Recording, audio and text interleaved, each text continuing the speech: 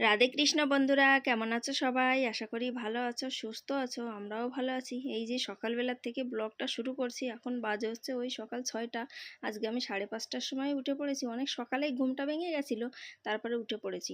উঠে চান দানও মানে এখন আর কি চান দান করবো, তার জন্য একটুখানি চায় খেয়ে নিচ্ছি। তা সকালবেলায় যে দুইজনের জন্য 2 গ্লাস গরম জল আর 2 কাপ আর কি চায় বানিয়ে নিয়ে চলে এসেছি। তা কাজ শেষ, মানে আমি শেষ হয়ে যাই কিন্তু কাজ আর শেষ হয় না আমার, এরকম ব্যাপার হয়েছে। তাই এই যে কালকে রাত্রেবেলায় কাজগুলো এসে গেছে আমাদের উপরে আর কি।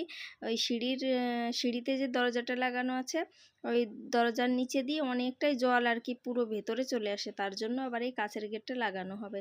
তার জন্য এই কাজটা কালকে যে নিয়ে এসছে, তা আজকে মনে হয় লাগাতে আসবে। তাই যে এই ঘরটাতে এনে রেখে দিয়েছি।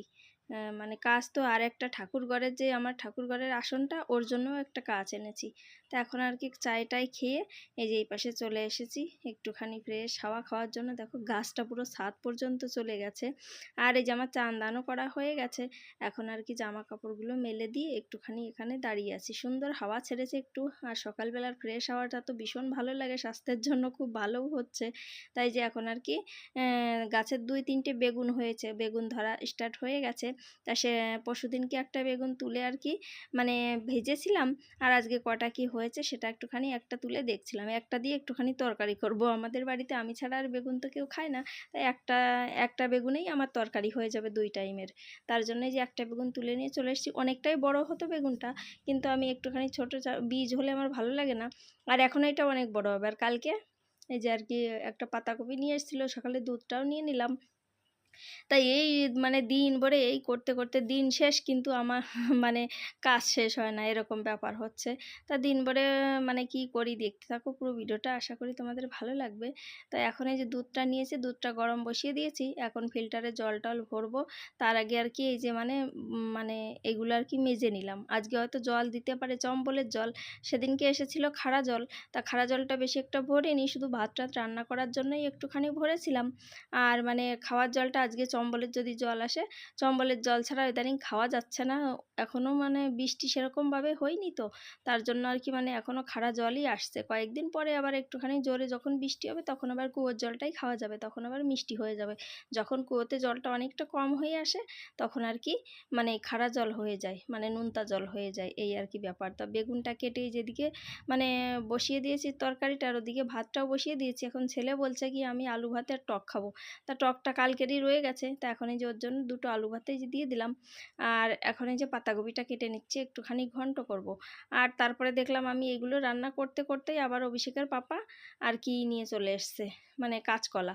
তাই এই দিন ভরে এই ভাগদৌড় জীবনে আর সত্যি পেরে উঠছি না। যেরকম হাতে ব্যথা, সেরকম মাজায় ব্যথা, মানে কোমরটাতে ব্যথা। তাই যে জলগুলো ভরে নিলাম, জলও এসে গেছিলো, অর্ধেক রান্না করে আবার জল টলে যে ভরে নিলাম। আর এই যে ট্যাঙ্কিটা ভরা হচ্ছে, জলের ওদের ট্যাঙ্কিটা ভরা হচ্ছে। 2টো মোটরই চালু করে দিয়েছি, বাইরেরটা ভেতরেরটা দুটোই।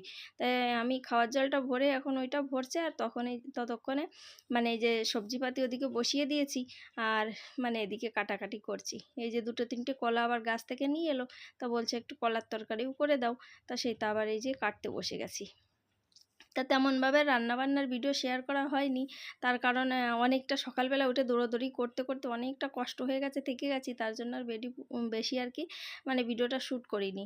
তাই যে কাঁচকলার তরকারিটা লাস্টে হয়ে গেছিলো, এই যে নামিয়ে নিয়ে এখন গ্যাস ট্যাস মুছে যেগুলো বর্তন টর্তন আছে সেগুলো আর কি মেজে নেব।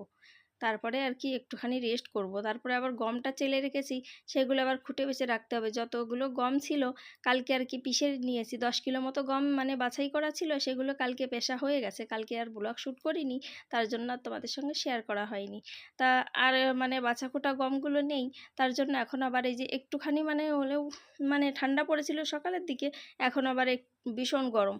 তাই গম চালতে এসে দেখি প্রচুর গরম পড়েছে, তাই একটুখানি করছি, একটুখানি মানে জিরিয়ে নিচ্ছি, এই হচ্ছে ব্যাপার। তাও এই এখন এই ট্যাঙ্কিটাই প্রায় 50-60 কিলো গম ধরে। ওই যে পেছনে যে ট্যাঙ্কিটা দেখতে পাচ্ছ, এটাতে 50-60 কিলো গম বেছে রাখলে ওই 5-6 মাসের ছুটি হয়ে যাবে।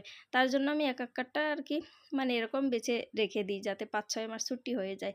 তাই আর বেশি তো গম নেই, এইবারে গম বেশি একটা কেনা হয়নি। আগের বছরের গমটাই এখনও শেষ হয়নি, এখনও প্রায় কি বলবো 70-80 কিলো মতো রয়ে গেছে। তাই এবছরে ভাবছি এগুলো খেতে থাকি, তারপরে না হলে তো দোকান থেকে নিয়ে আসাই যাবে, কোনো ব্যাপার নেই। তাই জন্য। তাই যে এখন খোঁটা বাছাগুলো হয়ে গেছে, আরও এইগুলো রয়েও গেছে। তা দেখো কত কচড়া বেরিয়েছে, শুধু ছোট ছোট আর কি কাঁক করা হচ্ছে। তো এখন এই যে সন্ধ্যে 6টা বাজে আর বৃষ্টি চালু হয়ে গেছে।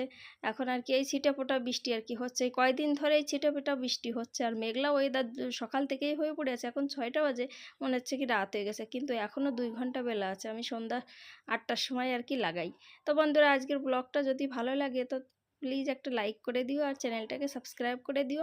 আর ফেসবুকে যদি দেখে থাকো তাহলে পেজটাকে ফলো করে দিও। সবাই ভালো থেকো, সুস্থ থেকো। পরের একটা ব্লগে আবার দেখা হবে। রাধে রাধে, রাধে কৃষ্ণ, টাটা।